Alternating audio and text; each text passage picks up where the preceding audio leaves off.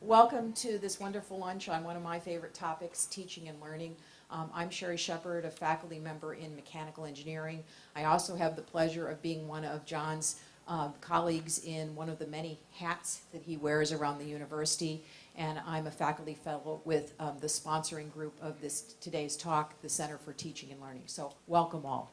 Let me do an introduction of John, and that's my privilege today. John did his PhD at the University of Edinburgh across the Atlantic, and after finishing that degree and working for a while in London, he came back across the Atlantic to south of the border from where he'd grown up, as he says. He really hadn't thought he'd come south of the border to the United States, but has really had a very distinguished career at Stanford University.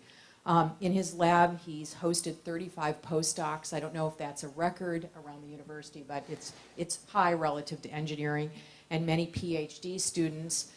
He's published many papers. The current number on his website is 181. And I love the title of this one, A Nucleotide Sugar Transporter Involved in Glycosylation. Thank you.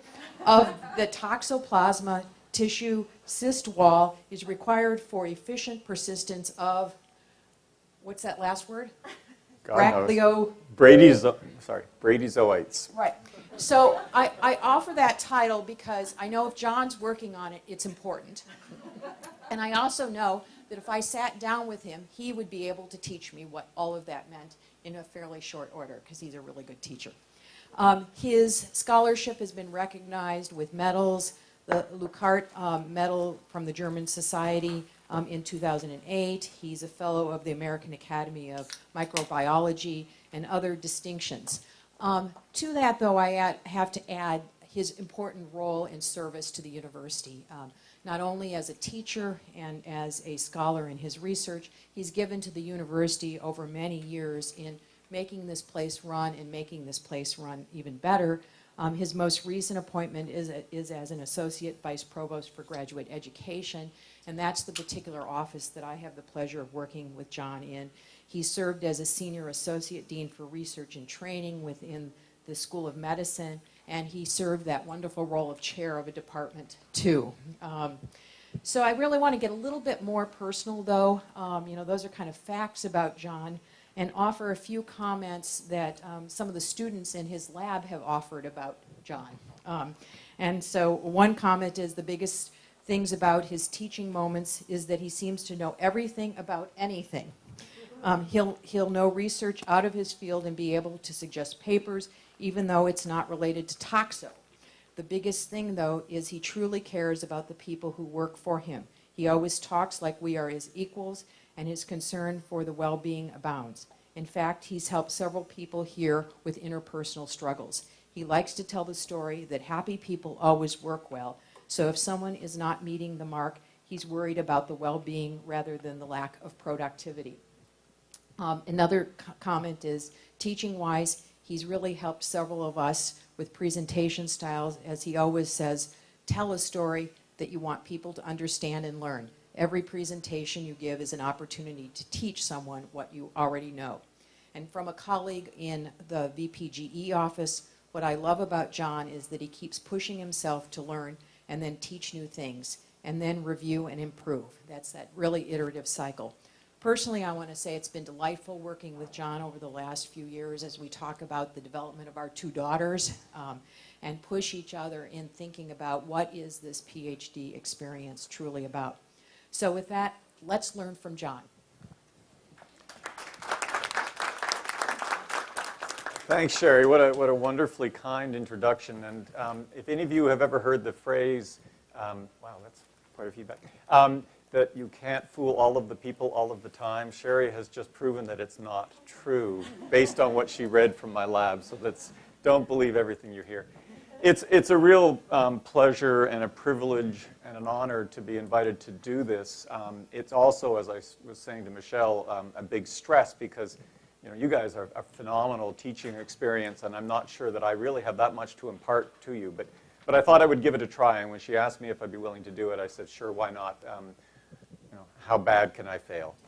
So what I decided is the alternative title to the one I gave there is 10 Useful Things It's Taking Me Far Too Long to Get About Teaching.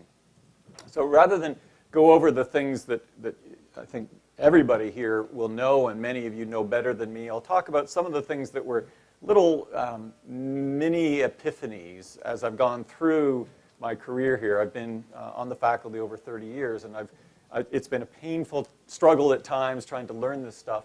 So I thought I'd share some of the things that I've picked up along the way. So I'm going to give you 10 tips. That's the agenda today. And tip number one, tip number one is make sure you don't forget to thank people. So I do it at the beginning in my talks, whatever I'm doing. And a long list of people, but I broke them up into 5 categories. Within the VPG office, it's a fantastic staff overall. These are the folks specifically working around graduate professional development. I bolded Chris Goldie just because she and I have collaborated on a couple of team teaching things, and she's got a razor mind and just never lets me off the hook, which is great. Within CTL, again, a fantastic crew that I've had the privilege of working with and sucking from over the years. I highlighted Robin just because she really, when I was doing the freshman seminar at the very beginning, sat me down for an hour and just gave me so much wisdom that was invaluable as I was thinking about, this was in 1997, I think, when the freshman seminars, the first year that we were doing them. And that was just wonderful. Within the School of Medicine, Stan Falco was my chair who recruited me here in 1982. And if you knew him, you'd know that he's not short on advice, and it's pithy, usually not repeatable in public, but gave just wonderful advice around mentoring. And I'll share it now, just this phrase that he had. He said, in the end, John, when you go, it's the legacy is the people you've trained. And as a new assistant professor, just to hear that said so emphatically was a really helpful thing for me to know how to prioritize, and I think it helped guide me. Outside, just, every time I go to a talk, I'm always listening partly to what they're talking about and partly to how they're presenting it and critiquing it in my head and trying to pull things away from every talk. And this is a colleague who's really thinks about it a lot, and I always enjoy learning from him, but lots of others. And then at home, right? So my daughter, Eleanor Boothroyd, my wife, Margaret Krebs, she's in Bowl. I'll come back to her in a minute. Daniel Simon, my son-in-law, and Melora Simon, my other daughter. And we have Tuesday night dinners, and these are think tanks. So these are all grown-up people. They're both ex-McKinsey types, and we brainstorm around problems that we're dealing with. And often it comes down to mentoring, teaching, and managing. So it's great. And Margaret, if you don't know her, works in the Woods Institute and has one of the most extraordinarily creative minds of anybody I know. So wanted to acknowledge that here. Okay, don't get into the families. In the thesis defenses now in our department, since everybody always gets teary, we now separate it out so that they do it after they do the defense, because they were always dissolving before the grilling, which was a little embarrassing. Anyway, tip 1. Okay, so what is tip 1? You guys have to guess. You're going to have to. What's going to be the first tip here? And this is a clue actually from this room. This is from. It's cut off at the bottom, which is Management Matters, a course that we did here through the winter. Any guesses? Great, not lecture format. Help the students teach themselves. Help the students teach themselves. Yep, those are great ideas. I'll learn names. That's half of it. Yeah. Help them learn each other's names. Let me give you another hint. How many of you are faculty? How many staff? How many students? Great. And how many of you are in the sciences and engineering? And humanities? Social sciences? Great. Okay. So what is number 1? Learn your audience. Number 1 is know your audience.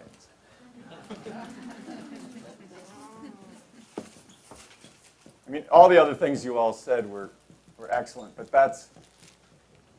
is key. And even, so one of the things I thought I would try and do with this talk is integrate teaching as it relates to both working in a classroom or working in an office or lab where you're doing a lot of your mentoring, or working in an auditorium where you're trying to teach people as you give a lecture.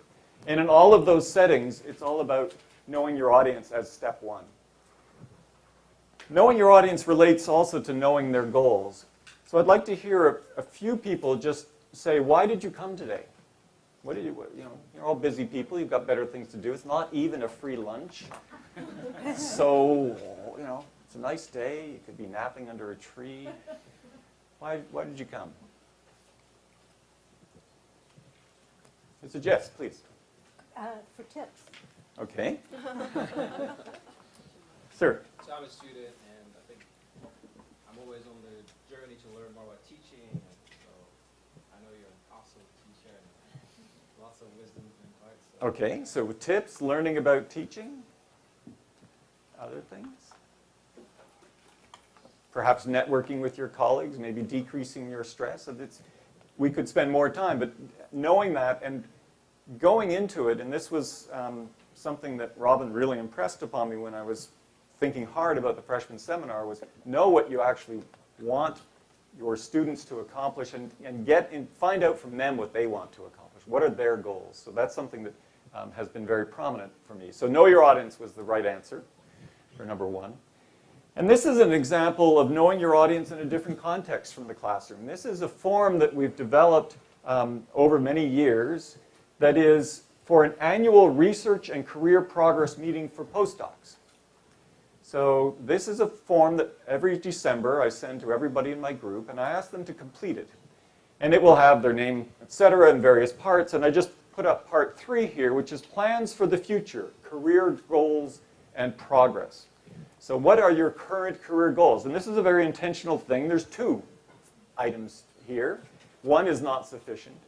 Understanding from people what are their goals, and then it says down here, what are the primary factors driving your career goals, plans, and decisions? For example, interests in research, teaching, business, government, writing, geographic priorities, family commitments, financial objectives, international trainee with an assured position in the home country, etc. So this is a way of knowing your audience when I'm meeting one-on-one for an annual mentoring meeting about career plans and finding out from them what's motivating them. What are they thinking about doing, and why are they thinking about doing it? So that's the context for the office lab motivation. So tip 2, okay. Any guesses for tip 2? Set goals. Awesome. Yeah, that was a, so know your goals, right? So you want to find out the goals of the audience, but what are your goals? And I really have valued the advice that be very explicit, very intentional about stating your goals, and revisit them constantly as you're planning and executing any sort of teaching thing. So know your goals was number 2.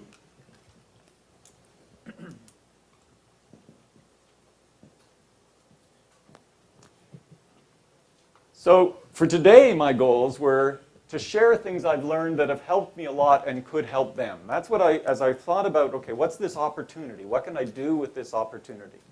And it's very much about things I've learned, but most importantly, things that can be helpful to you, because there's no point otherwise, right? Why are you here if not to learn? And as a higher goal, and I don't mean this to sound arrogant, but it is the higher goal. Why is that important? Because it could improve teaching in the classroom, the lab, the office, and the auditorium. And so that's the why of doing it. So that's my why I subjected myself to the stress of doing this and preparing it, is because I think that's a laudable goal. Within the course that we offer in the winter called Management Matters, we have many goals, but one of them, for example, that I always keep front and center is to decrease stress now and in the future. This is a course for graduate students. It's a 3-part workshop. They spend 2.5 hours every other week in this room. And we have great conversations around management. And the goal of that is to decrease their stress, even right now. So we are very intentional about that. We let them break up into groups. We have a break in the middle, just to decompress as well as learn. So there's many goals, but I wanted to illustrate one that by having that front and center, it helps us set the curriculum and decide how we're going to do things. I chose this just because last week, or the week before, I was giving a talk at the University of Michigan, just as a regular research seminar within the department, our sister department there of microbiology and immunology. And my goal there was to teach them something useful. And I want to emphasize this word here, teach. So often I go to talks where my sense is that the person's goal is to tell, not to teach. And what they do is they just describe what they're doing and never get into the mind of their audience feeling that, no, I need to teach them something. What can I actually give them that they can take away? And this advice of teach your talk is something that I have found transformative working with graduate students who, for example, they do a practice talk of their thesis defense. And I've had students who I know are really good teachers. They're committed teachers. They're well-trained teachers. They're naturally born teachers. And they've somehow been brainwashed that they get up there and they say, so on the first slide, the experiment that we did was to do, and you're just dying as you sit there listening to this. And I said at the end, in a couple of cases, you love to teach. Why don't you actually teach us something? Take the opportunity. And it turned from, and on the first slide, what you can see is they came out and they said, what I want to tell you today is that this is what's happening here, and this is really interesting and really important. And they taught it. And it took it 180 degree. So that was just something I really want to emphasize there. Teach your talk, even in a professional setting, is a really valuable thing. Tip 3, a quote from my esteemed colleague, Chris Goley. I'm sure it's not original. None of this stuff is, right? It's all, we're all learning from each other, but, or maybe it is, Chris. I don't know where you are, but anyway. What about what I'm not telling you don't you understand? And she wasn't saying that to me as a direct attack on that occasion. But what's tip 3 then, do you think? What's the point? What's that illustrative of? Just make Donna. sure that you don't assume that people know what you're talking about already, and then give little acronyms and all those other kinds of things. That drives me crazy in seminars. Yeah, I agree. I mean, the whole jargon thing drives me nuts. And the assuming that they know, and in fact, we do this in the context, Chris and I co-teach a workshop with faculty, with younger faculty, helping them, we hope, develop good practices around mentoring that will decrease their stress and make them better mentors and decrease everybody's stress. And this is the phrase that we use for the goal 3, which is set expectations. And we even say it explicitly and collaboratively.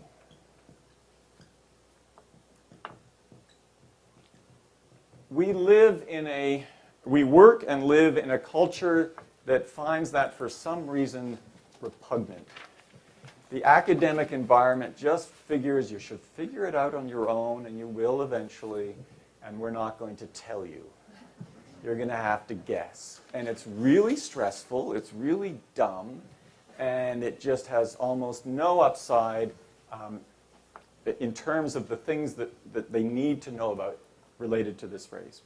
So that's tip number 3. So here's an example that this Management Matters was taught for 3 years, primarily by Judith Moss, who's now retired, and she worked in human resources here at the university. And we actually approached HR maybe 5 years ago, I guess, and said, we want to teach graduate students how to manage people. Do you have anybody who teaches managing people to staff that would be willing to try out their stuff on students? Judith stepped forward, and she was a joy to work with, super collaborative. And as a result of sitting through that for a few years and hearing about the importance of setting expectations, I decided I'd do it with my lab. And I'd never done it before. I'd never said, how many weeks vacation can you get? Because partly I was hoping they would think 0, even though I knew that that would be really stupid because they would just crash and burn. But also because, well, you just don't set expectations with students, right? And I decided, no, I'm going to have a go at it. So this is the beginning of a 6-page document that I give to people when they come to the group. And you'll notice that it still says draft. It will forever say draft, okay? Because we're setting expectations collaboratively.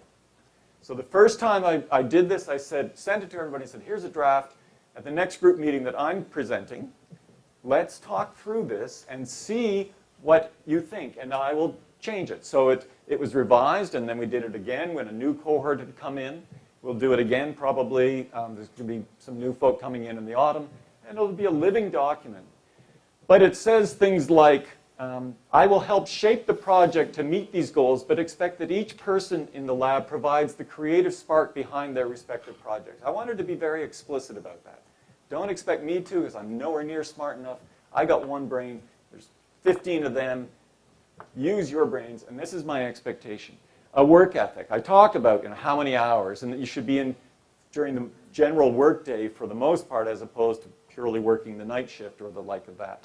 I talk about vacation. I talk about papers, what state I want them in. Instead of somebody handing me something and me going, oh God, this is not at all what I wanted. Well, how are they supposed to figure that out? I need to tell them. So everything's written down there.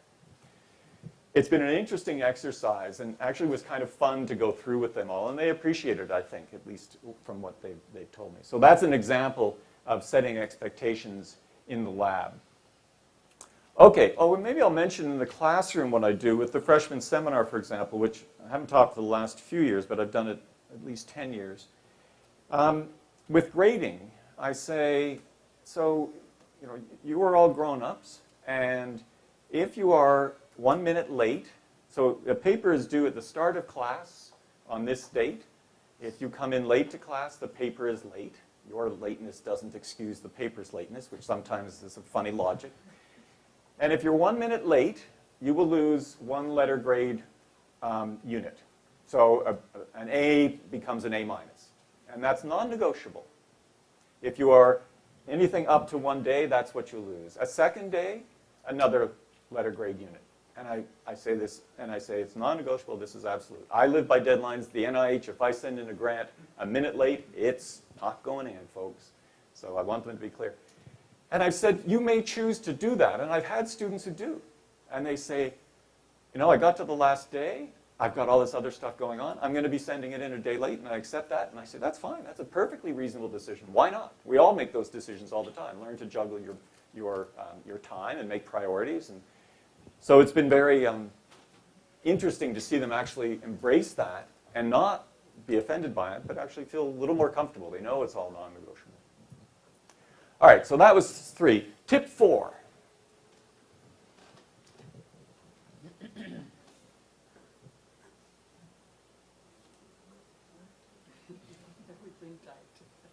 Everything tight. I'll try not to take that personally. Okay. Couldn't get in front of it. Yeah, It go ahead. looks like you're kind of thinking about things and just jotting down notes about what could change, or gee, you've noticed something, and what are problems here or there. I mean, it's kind of like. I'm building a list. So this actually was from 3 months ago. This is from 12 at 12, which is a series that we run with groups of about 12 graduate students, meeting at 12, hence the name, once a month with a faculty member as a facilitator. And this was us brainstorming topics we might want to discuss, like why are we not meeting expectations of activism? Why are we so apathetic? This is the brainstorming list. So it's building a list, but it was doing it with what medium? With the class. Use the board. It drives me nuts that the architects seem to have decided that it's all PowerPoint. I think there's a change now going on in the newer buildings. There's more whiteboards, but there was a period, you're in one of those rooms, where they said, screen, that's all you need, right? The board is invaluable because it stays up, it slows me down, I have to write it, there's an engagement there that goes on, but most importantly, it's up here, and if you blink, you don't miss it. So I'm just a huge believer, and when I give research talks, I use it as well. So I will draw you, what I'll draw as I'm giving a seminar, here's a cell, a human cell. And we work on this single-celled parasite called Toxoplasma that when it infects, injects into that cell proteins that go into the nucleus of the cell and take over. I can then build on that as the seminar goes through, and I can say one of those is called, very unhelpfully, rope 16. But at least it's up on the board, and they have a visual of it, and that stays up. So I'll do that, and it's very frustrating if I go here, and I gave a talk in the School of Medicine, not in the new building, in the old building, and there's no, the screen comes down, and there's 0 board left. We had to get a flip chart, a little, to give me something to write on. So use the board is something that I think in any teaching context, in the office, I have a whiteboard. It's awkward to get to. We usually use a pad, but that's the way we go with that. So 4 was use the board. Tip 5. You're not going to get this. I'll let you guess a couple of things, but you're not going to get it. Come out of the shadows would be absolutely appropriate, and I knew that that is, but isn't what I wanted to convey. Establish rapport, nice. Yeah, yeah. You're not alone? You're not alone. All good things. Actually, this is great. They're all good. This one, though, is a really important one, and it took me a while to get it, but it's avoid unconscious bias. So what I was trying to convey there is that you don't know who those people are. They're a mystery. And in mentoring, we're all incredibly susceptible to unconscious bias in everything we do. Right? In every moment, you've all experienced it in the last hour when you walked in the room. As soon as you looked at me, there were things that went through your mind, hopefully not all unpleasant and negative. And those are unconscious biases. But the way that I've found that I'd like to play that out in real life is, for example, when I'm interviewing a graduate student, when they walk into the office, I say, it's a pleasure to meet you. I have not read your file. And that was a very intentional thing. I will, but I have not yet. I have no idea who you are, and I do not want to know. Do not tell me where you are coming from. Do not tell me who you have worked with. All I want from you at this moment is to know, are you a geneticist, an immunologist, a biochemist, so I know who I'm talking to. And they'll tell me that, and then I say, great. Now let's talk about science. And I'll throw them I'll say, so I'm sure what you do is really interesting, but you've probably told your story 20 times, which isn't an exaggeration. They all nod their head and say, yeah, this is my 20-plus interview, because we're a little late in the cycle, so they've spoken at least 20 times about their story. And I'm sure it's really interesting. And I don't want to just talk at you about what I do, because I've told it 20 times, and I'm bored by it too. So we're both bored of talking about what we do. Let's have a conversation. And let me tell you in 3 minutes some of the things we're studying, and then let's just dive into them. And the conversation, the whole interview then, is them asking me a question and me just bouncing it right back to them. So I'll say, so we're interested in how this single-celled parasite takes over a cell. And if they're with their game, where I pause, and they'll say, well, how does that happen? We don't know. How would you approach it? And the reputation usually has gone out before, so they're a little on their game even going into it. But it means that I'm not sitting there thinking, okay, this is a student with a 4.0 from this university with GREs of that, with letters that say this. They're a blank slate. And I just find it, I think I can give a much more honest assessment of them, and it starts the conversation on the right foot as a result. I then write my comments without ever looking at the file, until the last section, which is extra comments, is the form that we use. And then I read the file, and I put in, now having read the file, I actually have that as a cut and paste. So now having read the file, my comments are, and then I elaborate. But it's something that I just think we're all prone to, and it can really play in the classroom.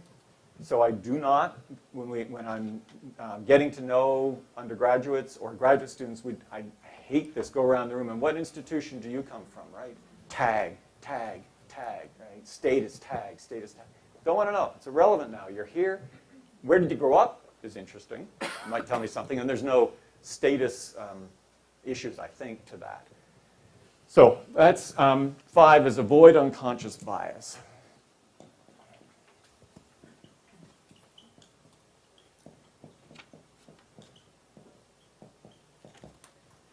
Okay. Tip 6. Uh-oh. Partly because I knew that it was being videotaped, I want to be squeaky clean. So these are all pictures that I went through my iPhoto, and just picked out pictures that I like that, at a stretch, convey what I'm trying to say. Michelle. Look for connections. Oh, God, I love it. Build connections, absolutely, right? So, bonus star. So this is something that people like Margaret, who are trained teachers, know, but nobody ever told me, because I wasn't trained as a teacher, right? That you need to build that scaffold, and you need to build connections. And that connections can come from a variety of ways as you're giving a talk. I love metaphors, and I think about them pretty carefully, and I try to build on the metaphor so that there's a structure for them. I also am teased by people in my group and department for my obsession around etymology, of explaining word origins. But I find it so helpful. Without that, I cannot file it. I can't scaffold it in my brain. And Donna was saying, she hates the jargon, and people don't explain what this thing means. And so I do. And so here's a title, which hopefully you can read, which I use for for Michigan. Ann Arbor Rave, or Windsor Waltz. Windsor's kind of across the river from Detroit, it is across the river. How Toxoplasma uses different effectors to influence its dance with the host. So the metaphor I'm using here is a dance. It's not a military metaphor. Usually when people talk about infectious agents, they go military. But I don't like that because it's not actually appropriate. Generally, there is not a big fight going on. And tried to be a little alliterative with that. So that's an example of a metaphor that I took. And then I built on that through the talk. So this is examples of mice that are infected with a strain of Toxoplasma that it produces light, which is kind of a cool technique that was developed here in Chris Contag's lab. So you can follow the same 3 mice over days, and you can see these mice get infected and they cure it. It goes away, pretty much away. It doesn't go completely, but they contain it. The Ann Arbor Rave is, this is just a storming infection. Why? What's the difference between that strain and this strain? And by the way, these are siblings. These are strains that came from the same 2 parents. We crossed the parasites. You can do sex with parasites. You can get their progeny, and this strain S22 and this strain S23, as you might expect from the number, are actually progeny strains. And this one is incredibly virulent, causes incredibly strong disease. This guy never causes the mouse to get very sick. Why is that? So that was an example of the metaphor that I'm sort of building across there. So as I would do the introduction, I talk about the dancers. And so we have Toxoplasma. You're going to learn a little stuff today about parasitology you never thought you were going to get today, but that's okay. Lots of different warm-blooded animals can be a host for this organism that we study.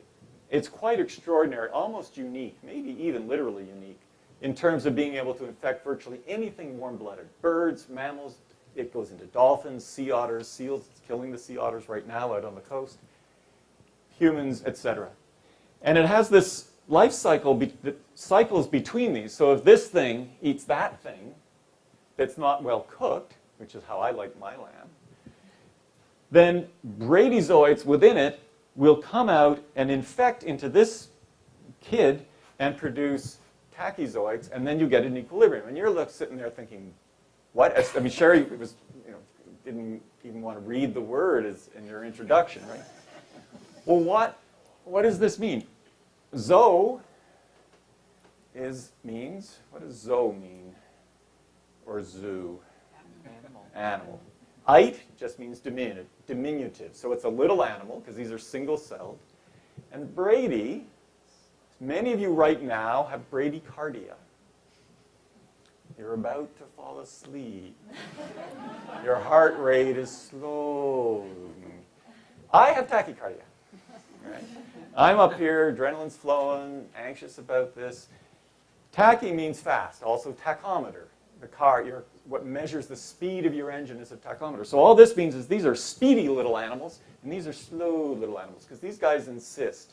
And these are the ones that actually divide and move through the body. So by explaining the etymology, it builds a connection, and it enables people to understand it, to retain it, actually learn something. Next time somebody says, sends an email and, I was diagnosed with tachycardia, they'll even know what that is if they didn't before. So it builds a story. Okay. All right, tip 7. Can't quite, can you see it? It's a sand sculpture. I was visiting a friend in Edinburgh a few years back, went back, and a very good friend from my time there. And we were walking along the boardwalk by the beach outside town, and there turned out there was a sand carving competition going on, a sand sculpture competition. And this is a Buddha. It's magnificent, I think. What's the tip there?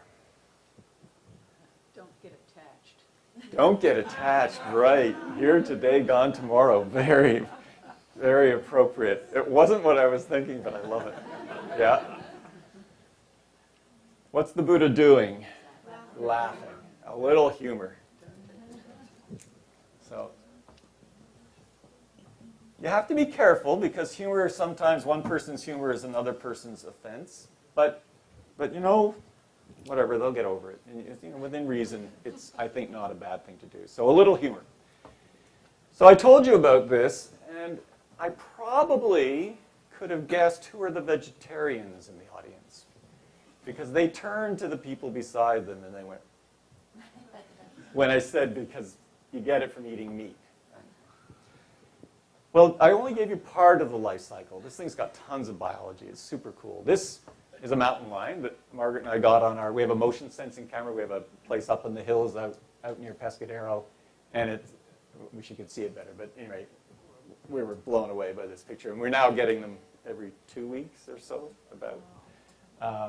Mostly at night, but sometimes twice a day, sometimes in the middle of the day. Anyway, this is a mountain lion, and any feline is the actual host in which this parasite grows and goes through its sexual cycle. And that sexual cycle, which involves gametes, produces oocysts. O is egg, and cyst, so it's an encysted egg. A kitten, an ordinary tabby cat, will shed upwards of 1 billion of these things. Right? I don't know what a cougar is going to shed, but it's a lot. Right? So that's what they shed. And how did they get infected? Well, they're carnivores, right? So they're eating these things. Hopefully not one of those, but they're eating one of these. And they're getting infected. So the smug vegetarians need to know that they eat these things. These are really disgusting. These are carrots. And they come from the garden, and they're covered with that grit. And that grit is a mixture of soil and these oocysts that some neighbor's cat just defecated into the garden because they love turned up soil. So if you eat meat, or if you eat vegetables, or if you drink water, you are at risk of this organism. Okay? So that's an example of where a little humor, but I'm trying to convey some points there. They're really important points. And by the way, we do not know what fraction of human infection comes this route versus that route. Nobody's been able to really develop a test yet to do that. And very important public health problem. Many women here will know that if you are pregnant, you should avoid the kitty litter, and this is why. And don't flush your kitty litter down the toilet. This is why, because it's getting into the, not the aquifers, into the water system, and that these oocysts, we treat them with 2% sulfuric acid and store them in that for years in the fridge. They don't care. Ultraviolet light, they don't care. Bleach, they don't care. These are phenomenal things. So they're really persistent. Okay.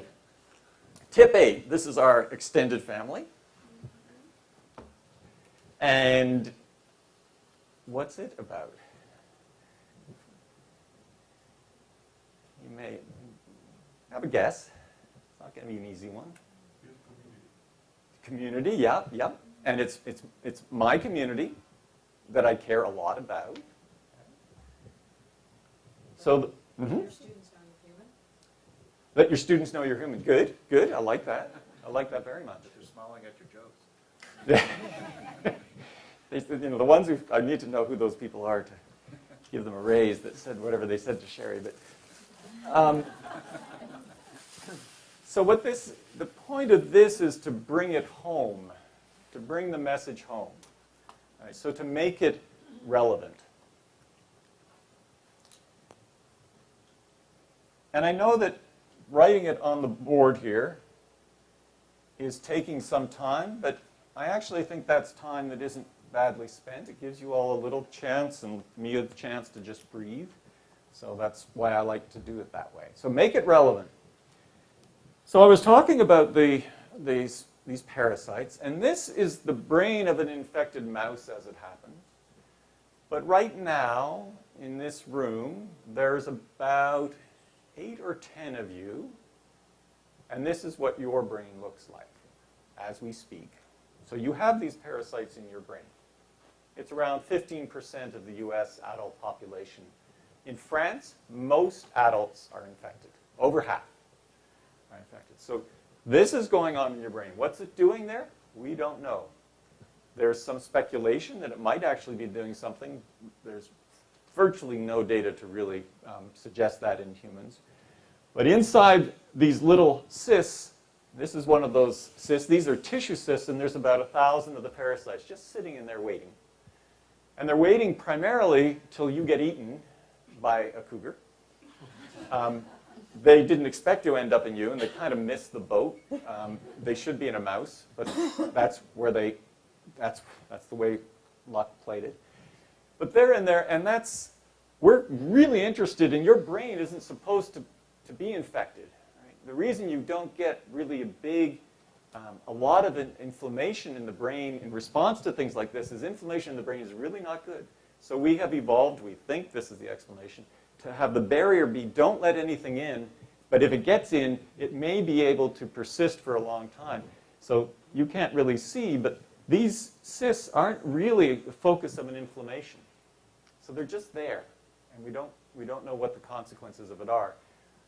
But if you get a transplant, it could be really serious. It can be fatal. If you get AIDS, it can be fatal, this encephalitis that can occur. All right. This is the way that we make it relevant when we do management matters. So this is one of the topics we focus on, giving feedback for change.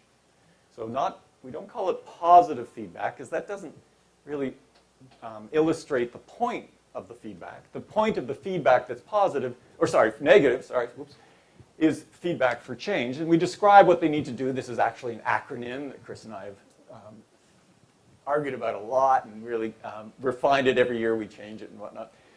But the one I put in red here is explain the impact on the shared interests and mission to the person you're giving feedback for change. You make it relevant for them. So in mentoring, when I'm dealing with a situation as a manager of a group and working with a student, I always, as giving them that feedback, I explain why they need to know that. Why do they need to know it in the context of our shared interests and our shared mission? And because I'm a mentor, our shared interests equal theirs. So I make it very relevant to them. They need to understand why. It's not that you need to stop doing this because it upsets me. You need to stop doing it because it has an impact against our shared interests. Okay, tip 9. So this is, Margaret and I were in New Mexico, the northwest part of New Mexico. I don't remember the name of the area. But anyway, it was just a phenomenal sort of badlands. And this is, many years ago, this pebble, it's maybe 3 inches across, landed here. And since then, the erosion has gone all around, and it still sits there, and everything eroded around it. And I just thought it was a kind of a fun metaphor for tip 9. You probably won't get it, but I thought it's a cool phenomenon. Don't forget 90% of what you say. Great, absolutely. Don't forget. They will forget 90% of what you say, right? And you might hold on to just this tidbit. I love it. Excellent, excellent. Sorry? I was going to say stay on top of your feel or information. Great. I think that's a really important concept. The one that I was going for here was that this little, relatively little thing had a really big impact around it. And so it was the best I could come up to in terms of pictures about, it's all about their success, right? So this thing is the mentor. And beneath, protected by, in ways that are really quite extraordinary and to a much greater degree than is appreciated, is the surround, all right? So the mentee population. And so tip 9 is it's all about their success. And this is a mantra that Judith shared with us the first year she did it, and I loved it. It encapsulated beautifully the sentiment that I know I and many others have about their role as a manager or as a mentee, and I see it with Patty as she models this supremely within our office. But every meeting I have with someone I advise, manage, mentor is about their success. And we drill that home to the graduate students when we're teaching it. We drill it home to the faculty.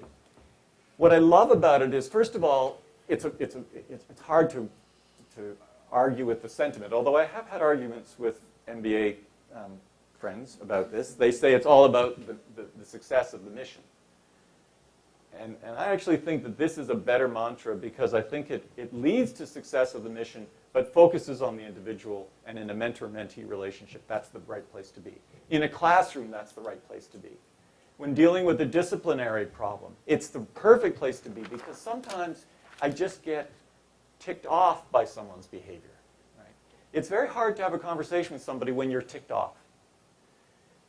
There's a lot of voices going on in your head, and they're about me, and I don't need to deal with this, I've got better things to do, etc. Not productive. When you're having the conversation with the person, if this is the mantra that is just burnt onto your cornea, that I'm having this conversation with them because I'm concerned about their success, it takes away that and it makes a much more productive conversation. Somebody who's not performing well, right? You can have the conversation, I need you to work harder. That's not going to be probably pretty productive. If instead you say, I'm worried about you because I don't think you're enjoying this. You're not getting out of it my sense is, right or wrong, that you're not. How do you feel about that? And you end up getting non-defensive response, you're right, I'm not. Well, let's talk about that. And the options are the person declares, this isn't what I need, or I need more help from you, or something, but it's all positive. So it's something that I really encourage you to embrace in any role that you're in managing or mentoring, including in teaching in the classroom, because it just simplifies things and it's all upside. By the way, the person who is quote-unquote underperforming and who may, as a result, jeopardize my funding, if through that conversation they become energized, that's a win for me, right? But it's not the motivation. That's the side benefit. Okay, tip 10.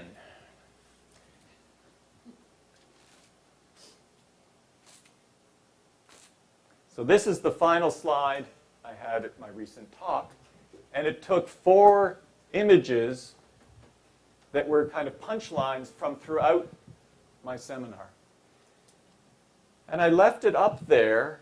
I put this up as my summary slide. Then I did my acknowledgments. And then I put it up again as I said, thank you very much. And if you have any questions, I'd be happy to entertain them.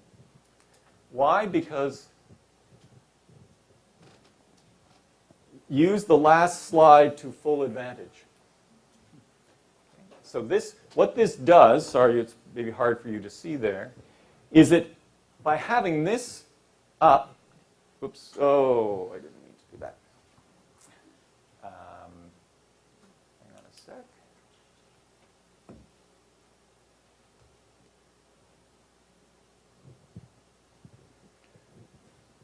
By having that up as in a research talk, is the people who just spaced a little bit and they weren't quite sure about that point about all those mitochondria around the parasite. And they weren't sure what the name of the gene was. And they want to ask me a question about it, but they can't remember. And it's embarrassing to say that whatever that gene was, here I've got a summation of it. I've got the jargon. Here I've got the model that we presented. And it's got lots of players in it. And it's hard to keep straight. And there's these things that don't mean much to anybody, including us. Well, they got the model, and they can ask questions about it. So in every research talk, rather than what 99+% of people do, in my experience, which is to leave the acknowledgement slide up during questions, this is the slide I leave up.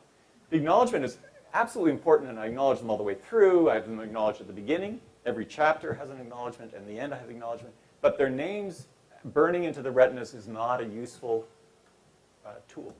This drives home the point. So this is where I will end today.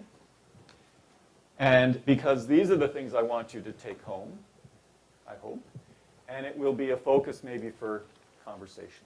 So I will stop there. Thank you for spending an hour of your time, and hope it was useful.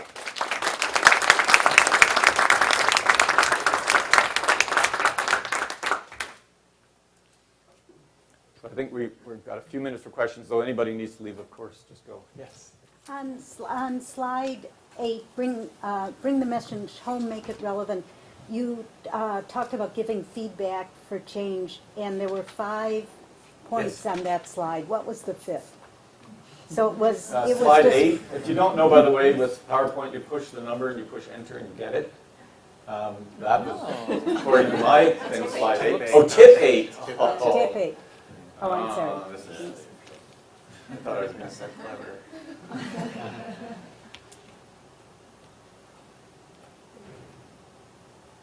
There. Generate ideas. Generate ideas, decide optimal actions jointly.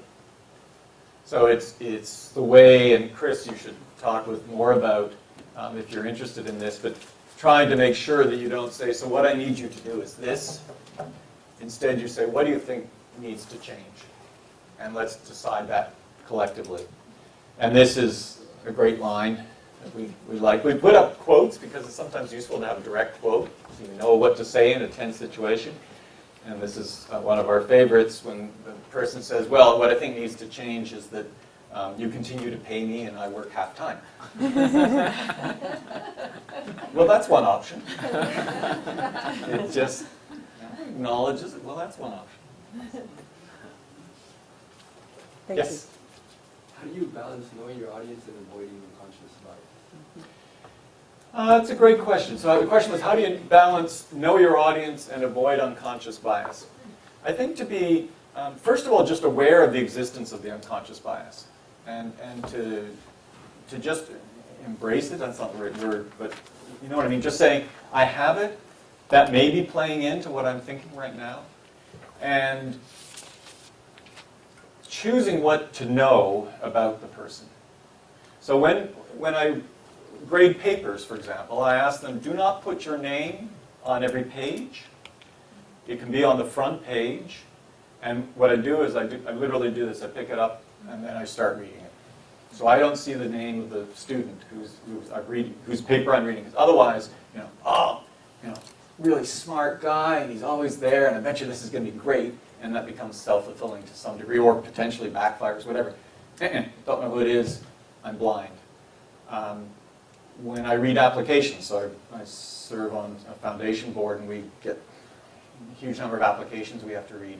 I can't go blind, but I try and say, what if this was, instead of a woman from a university that is not, of the elite status, okay? And there's lots of studies that show that if you change the name of a woman's application, she does way better in most peer review systems. I'm conscious of that. And I can't disguise it because there's letters, and there's no way you could take that out. But I just at least am aware of it, so that I can catch myself from engaging.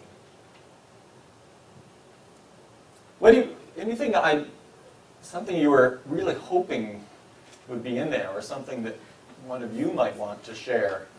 Yes, sir. Well, I want to just ask, how can we teach others some of these tips and ideas? Because 10 at a shot is too much for a graduate student seminar or something. But how do we get them slowly developing to thinking about these things?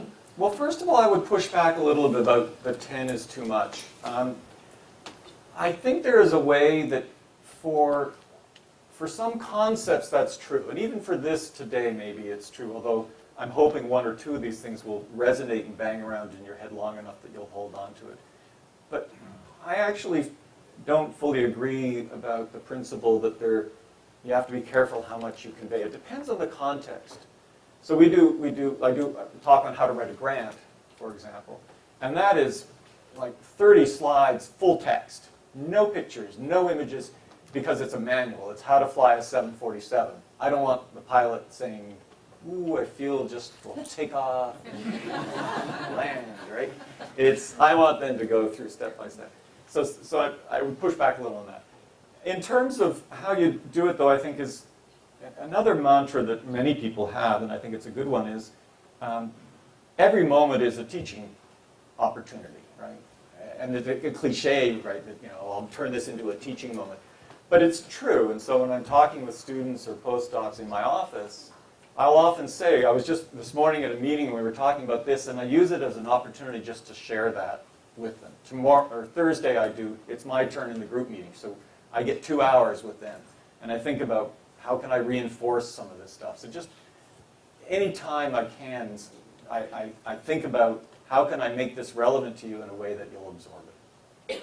I mean, for me, this is really inspiring and exciting to hear and to see all this and to have it so tangible and easily recognizable to talk about. But for me, I knew there was a but. Yeah. But for me at Stanford, you kind of have these kind of Steve Jobs moments of sorts, right? Where it's just like, wow. But then you go back to your lab and you spend the next 10 hours doing that. And you get back to your schedule and you keep doing it. So it's kind of like, how do you reinforce and implement this on a daily basis when we're all just so busy and we all have so many things to go on? And it's fine to think about it and we idealize it, but implementing it is a whole nother beast, right? You just embrace it and you look to it. So Margaret and I, over most dinners, I would say, we have debates about this stuff, right? Because this is part of her job as well. And so we're banging it around, and it's in the process we're both learning, right? It's not convincing the other person. It's exploring your thinking. So taking the opportunity to talk with other students, taking the opportunity to talk with your advisor. I had a postdoc, and he sort of derailed me one day when we sat down for I meet with everybody one-on-one every 2 weeks to talk just about the research. And often in the beginning, depending on the person, depending on their style, we may talk about the weather, we may talk about bang, straight into the research. And he said, can you give me advice on mentoring? Just how do you do it? And it was great because it forced me to try and articulate what I'm doing, because a lot of these things, if you ask me, could you tell me how to walk, please? Right? I could go as far as saying, yeah, you put your left foot in front of the right foot and repeat. Right? And the animators still can't get that, right? It's incredibly complicated. Mentoring is the same way. So just practicing articulating it and saying to yourself, what's good about this, what's bad about this, asking other people, asking a faculty, well, how do you mentor? What have you learned from the experience? It keeps it alive and it keeps it in their mind. You're doing them a service if they can begin to articulate that sort of thing. If we asked everybody about how to walk, collectively we could get a lot further than what I can do with my very primitive vocabulary, because I never thought about it. I just do it. And that's the same about mentoring. It's the same about teaching. It's the same about lecturing. There's very little intentionality in how people approach these things. So live it and talk about it with friends and exercise it till it becomes a little bit, even still when somebody pisses me off, it's hard to think, oh, this is about their success. But if I can eventually get there, one of the things we teach is to defer the conversation until you can get into that space. But it's slow. Yeah. Would you share your thoughts with us about how has being mindful of your advising, your mentoring, your teaching practice, how has this benefited you personally and professionally? So the question is, how has being mindful about all of this benefited me personally and professionally? Well, it's a little awkward when your wife's sitting there, but whatever. I think it actually, and we tease each other, because she teaches this stuff as well around the country with faculty, and And there's a way that we can sort of say, okay, I know what mode you've just gone into, right? Okay, this is all about your success mode, right? But it actually is really good negotiation. So I was at a course in Woods Hole, a summer course, and there's a tradition there where you all go down to the beaches, and it's the East Coast, so all the beaches are private, right? So you got to crash a beach, and there's this great beach which has phosphorescent microbes in the water. I guess, whatever, it's too late to arrest me. And we, so we went down about midnight, 1 in the morning with a bunch of students, and went to the beach really quietly, and this neighbor who was clearly just waiting for, and came out and was really upset. And all that training that I had received, I could say, that must really suck. I mean, just people coming onto your beach all the time. He says, damn right it does.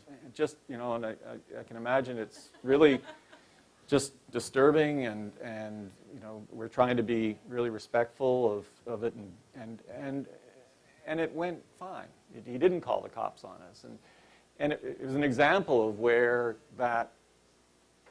these are things that are universals, in my opinion. It sounds like religion, but anyway, it's not. But it does, and it just makes situations so much easier. So for me, I get stressed by interpersonal conflict. I don't handle it well. I don't like it.